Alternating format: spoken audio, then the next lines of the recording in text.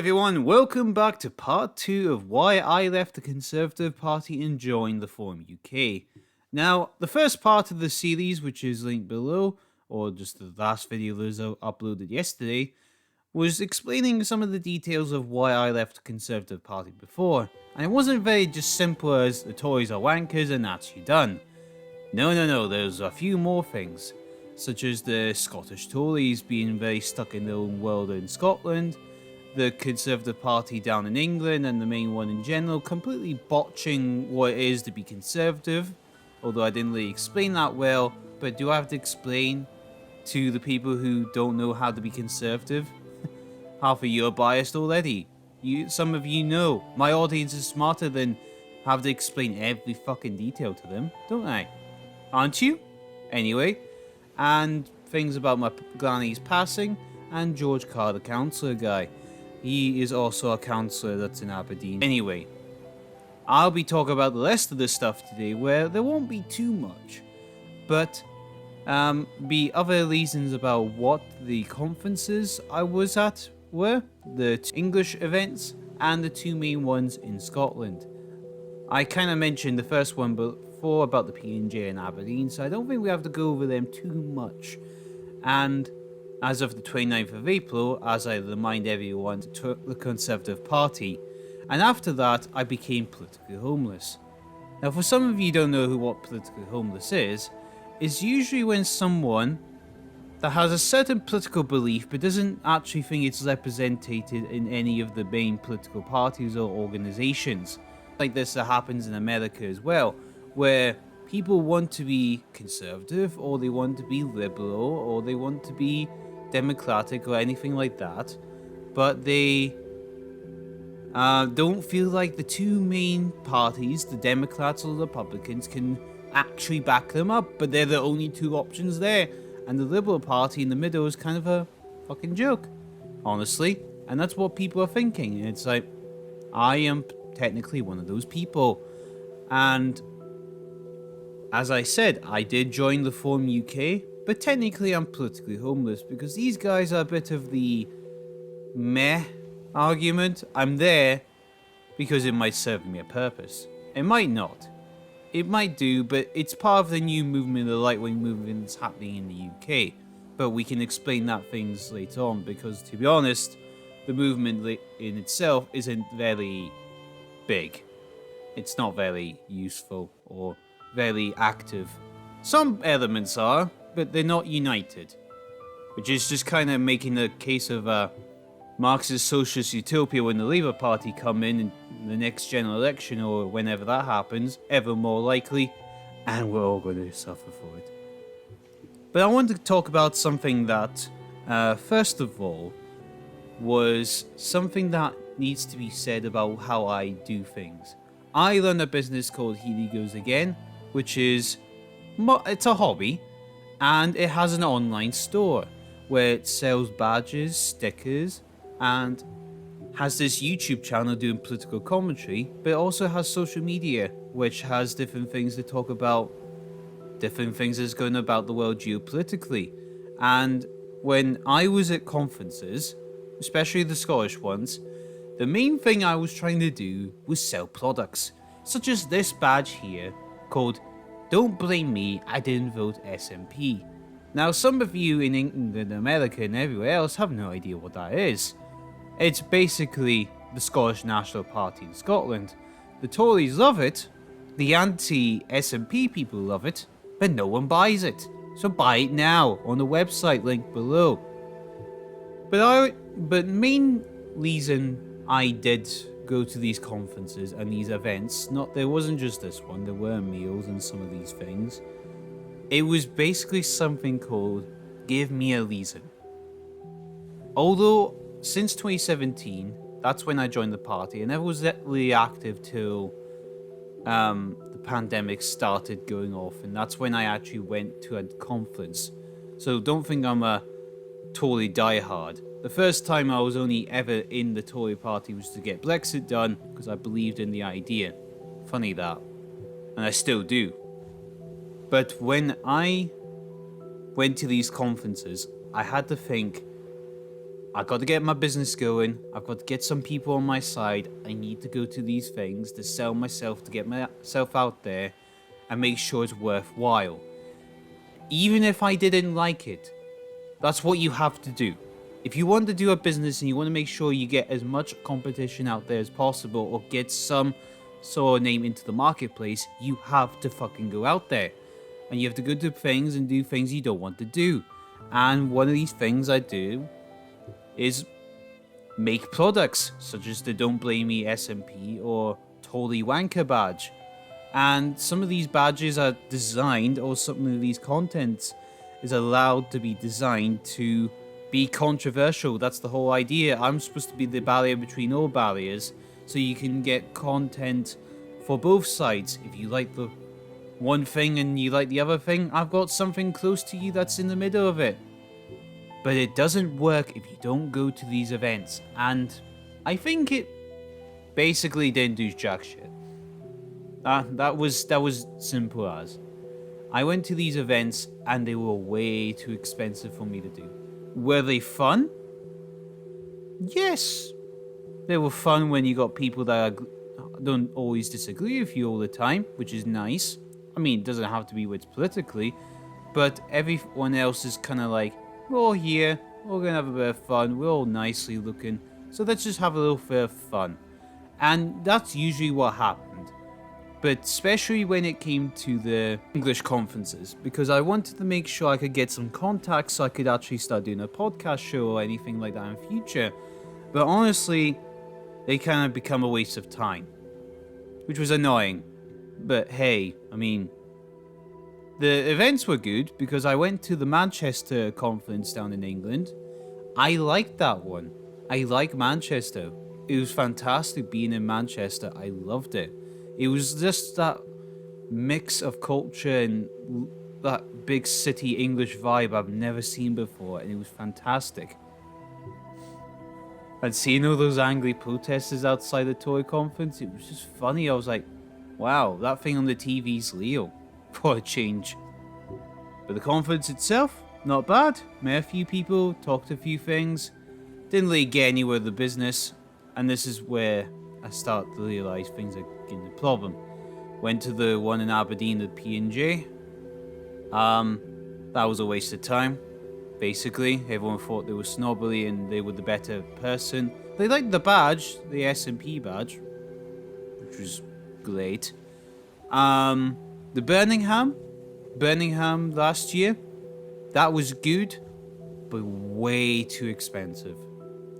I couldn't believe if I got a choice to go to Leeds Festival, which I did, and go to Birmingham Tory Conference, I wouldn't have thought the Tory Conference would have been so much more money.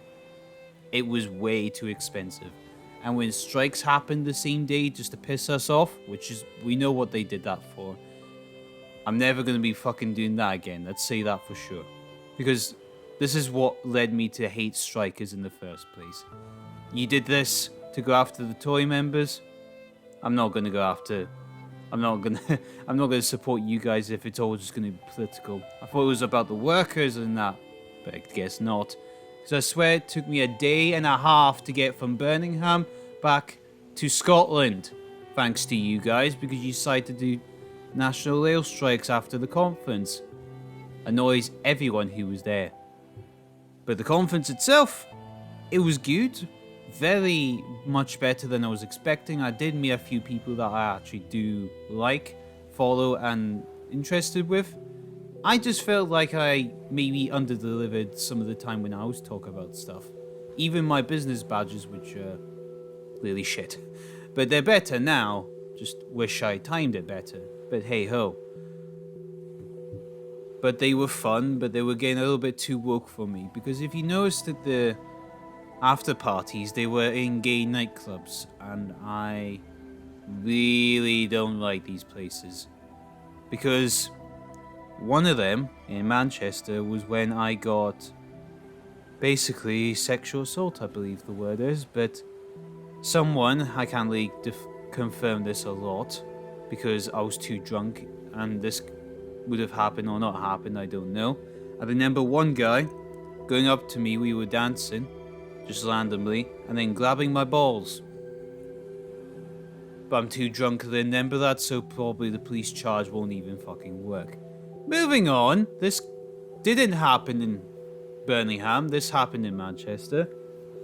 But let's talk about the one in Glasgow. Now, this was the one that happened this year in April 2023, where I was so reluctant to fucking go. My friend was asking me, he says, do you want to go? I'm like, I don't know. This is like for a few months after it, because I'm like, I don't know. Things are about to change. I said, I will not be going to these again, but I'll tell everyone, and I'll say this to myself. I'm going down because my friend wants me to go. Plus 30 quid in free beer, so I'm not going to argue with that. And I was like, well, my friend wants to go. I'm like, fine, let's go down, have a bit of fun, because it's a friend. And I won't be doing this again. So that's why I went to the one in Glasgow. I would have never won anyway. But I have to admit, it was fun. I met his friends. We all had a good laugh. It was fantastic. It was great. Went to the pre-drinks beforehand. I definitely drank too much. But I have to say something about the conference itself. Although it was fun, there was not much there. There wasn't much I could work with. But honestly to God, this was the more fun I've ever had at any conference for the Tories. Because, I'll say it again, Mr. Gove is a legend. And here is a picture of me and Mr. Gove, right here, wearing my badge, don't blame me, I didn't vote SNP badge. And I'm like, fucking great. This is bloody fantastic. And Michael Gove got my card too. Michael's actually quite cool. I like him. And I'm not in the party anymore, so I'm like, hopefully he did take a look at my badge or cards or whatever, but maybe he didn't. I don't mind. People do what they do. People love the badge there too. They love some of the products I was showing them on my devices and everything else that I do, and it was actually really fun. When it came to us and friends, well, it was his friends, but I guess we're all friends now. This whole decision of me leaving has nothing to do with them. It just has to do with me because I have no reason to do this anymore. Because, I'll tell you now, there's something I follow called give me a reason. This is one of my little moral codes that I have for myself. You always see these Andrew Tate videos all the time, and you're like, well, maybe I need to have a moral code of some sort, because let's be honest, men need fucking moral codes. And I have one called give me a reason. And it's something very simple. Give me a reason to do something, or if you don't do it. Very simple. Give me a reason to like this girl. Give me a reason to do this job. Give me a reason. If it's a real good fucking reason, go and do it. If it's not a good reason, you're not gonna do it. Simple as, shoot it in the face, do whatever, because it's not gonna work. So don't do it. If it's the car you have, give me a reason why you take the car to work. Can you walk instead? Well, why do you take the car? Are you lazy? Change your mind about it. That's how things go there. And when I went to conferences, the reason was I need to build up my business and brand. And let's face it, the time there, the brand was pretty low. And now I am at 1,000 followers and likes on Facebook, but we're under 150 on Instagram, and YouTube doesn't have anything currently, like 4, 3. But honestly, there's no work on here to display itself, so no blame there. Apart from me not doing enough work. But I'm so busy doing all the other projects and my work, effing is so exhausting. So that leads us on to conclusion after conference and me joining the Forum UK. This what I'm going to explain to you is basically my last straw for the whole thing. And it's something a little bit stupid, but I mean honestly the entire thing I look at it now, it's just stupid overall. Even in these videos I've been making, even explaining it is stupid. But hey, I have to explain it, don't I, for some of you who maybe feel the same way I do. But anyway, that's back to the subject. I was at the conference, sat down on the seat beside my friend and his friend. They were quite encouraged to see Douglas Ross. I was way too hungover to see Rishi Sunak, but I would never see that wanker anyway. But I wasn't in this part of the big hall that they had, which was shockingly small. But I was on the other side from when I did this post of my last conference. So anyone who says I'm still part of the party anymore, I told you right here on this tweet and this post, so don't be stupid about it. But I go over, sit down, look at my phone, and my head's between a little bit drunk, hungover, but a little bit better than it was before. And then Douglas comes on. Then he does his speech. And my head's going, okay. Hold on a second. Hold on, that's just fucking bullshit. Because Douglas said a few things, but one of them, he was on about the gender recognition bill, and he was saying that the Conservatives were the ones who, I'm trying to remember what he said here, but they're the ones who stood up for women's rights and all that first. Bullshit. It was the Scottish Family Party first, the Libertarian Party, and all these activist groups that were standing up for women's rights, and feminists as well. Not the fucking Tories. The Tories came in at the last minute as soon as they realised it was popular. And me and someone else actually knew that as well, so it's like, bullshit on that big thing. And basically the entire speech, when I wasn't even really looking at him, I looked at him a few times, but I was more focused on my phone because it was, my phone. And basically the entire thing, you can watch it yourself, was we are the Conservatives, we are better than the SNP because we are the Conservatives and we are better than the SNP.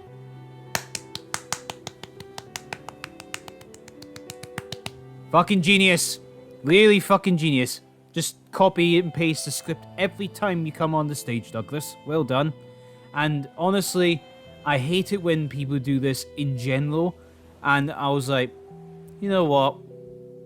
I'm done. I'm gonna go upstairs, watch the STV stuff, and because there was STV was there too.